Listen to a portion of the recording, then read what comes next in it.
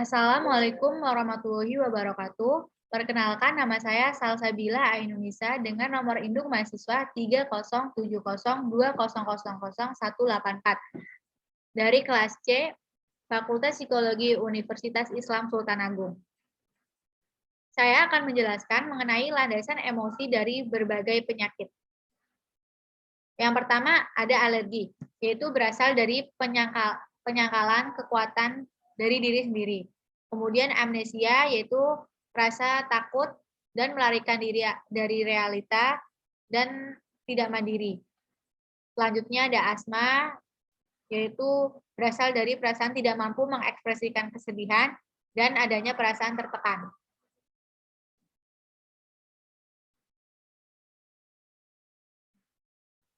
Selanjutnya ada bau badan, yaitu ada rasa takut dan tidak suka dengan diri sendiri. Lalu batu ginjal berasal dari gumpalan rasa marah yang tidak terlupakan. Selanjutnya ada cemas, yaitu tidak mampu menerima proses kehidupan.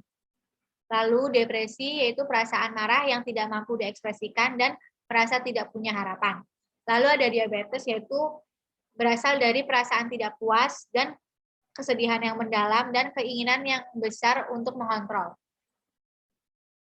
Lalu ada demam, yaitu berasal dari perasaan marah yang tidak bisa diekspresikan. Lalu hernia berasal dari ketidakmampuan menjalani relasi dan adanya perasaan tertekan.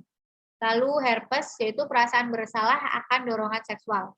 Kemudian jerawat, yaitu tidak menerima diri sendiri dan tidak suka dengan diri sendiri. Lalu ada mah, yaitu perasaan takut dan perasaan tidak puas dengan diri sendiri. Lalu mengompol, yaitu berasal dari ketakutan pada figur ayah, rasa cemas, dan tidak mampu melepas masa lalu.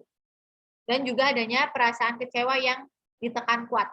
Lalu ada mimisan, yaitu keinginan untuk diakui, ketakutan untuk tidak dikenali dan tidak menjadi pusat perhatian, dan adanya rasa ingin dicintai. Lalu ada nyeri perut berasal dari rasa cemas dan kebutuhan merawat diri. Selanjutnya ada obesitas, yaitu ada rasa takut, kebutuhan untuk dilindungi, kemarahan terpendam, dan ketidakinginan memaafkan. Lalu ada pegal-pegal, yaitu kebutuhan untuk dicintai dan disayangi, kebutuhan untuk dipeluk, dan kebosanan yang menahun. Selanjutnya ada sakit punggung atas, berasal dari kebutuhan akan dukungan emosional dari orang lain dan perasaan tidak dicintai. Lalu ada sakit punggung tengah, yaitu adanya perasaan bersalah, ketidakmampuan melepas hal-hal yang terjadi di masa lalu.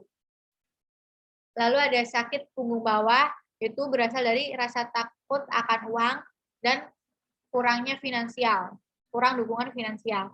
Lalu ada sembelit, yaitu adanya rasa marah pada diri sendiri dan keinginan yang kuat untuk menghukum diri sendiri.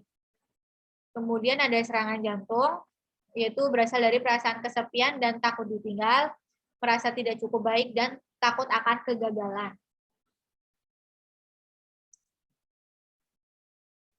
Lalu ada sinusitis, yaitu perasaan terganggu dan jengkel dengan seseorang. Lalu ada darah tinggi, yaitu permasalahan emosi masa lalu yang tidak terselesaikan. Lalu ada tekanan darah rendah, yaitu kurangnya kasih sayang saat masih kanak-kanak dan ketidakinginan untuk berubah. Kemudian ada tuli, yaitu perasaan ditolak, ditinggalkan, dan perasaan tidak ingin diganggu. Selanjutnya ada tuberkulosis, yaitu keberhargaan diri yang berlebih, posesif, pikiran tajam, dan balas dendam. Selanjutnya ada tumor, yaitu ketidakmampuan melepas dendam masa lalu dan perasaan menyesal yang mendalam. Selanjutnya ada vertigo, yaitu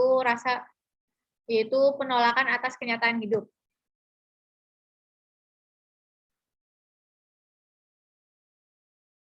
Landasan emosi dari berbagai penyakit di tabel atas tersebut memberikan inspirasi dan mendorong untuk meneliti landasan ilahiyah dan ilmiahnya melalui pembacaan ayat-ayat Al-Quran serta hadis dan penelitian klinis empiris.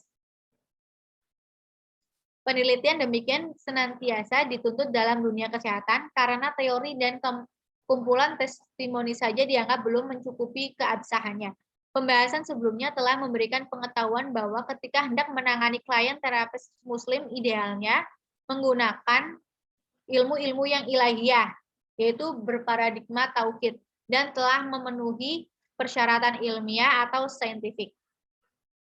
Imam Ghazali pernah menjelaskan adanya pengetahuan-pengetahuan yang dapat diperoleh melalui irfan atau intuisi ilham dan ritual khusus yang dilakukan dengan tarekat tertentu, yaitu batiniyah.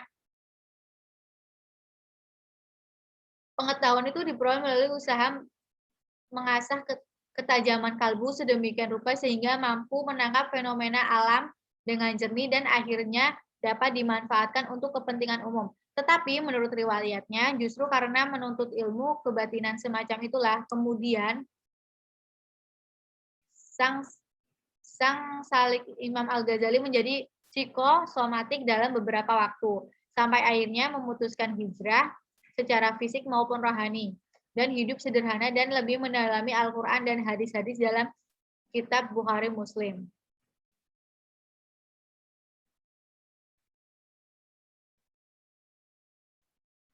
Allah berfirman sebagai berikut. Laqad manallahu 'alal mu'minina idz ba'atsa fihim rasulan min anfusihim yatlu 'alaihim ayatihi wa yuzakkihim wa yu'allimuhumul kitaba wal hikmah wa in kanu min qablu lafi dhalamin mubin. Yang artinya, sungguh Allah telah memberi karunia kepada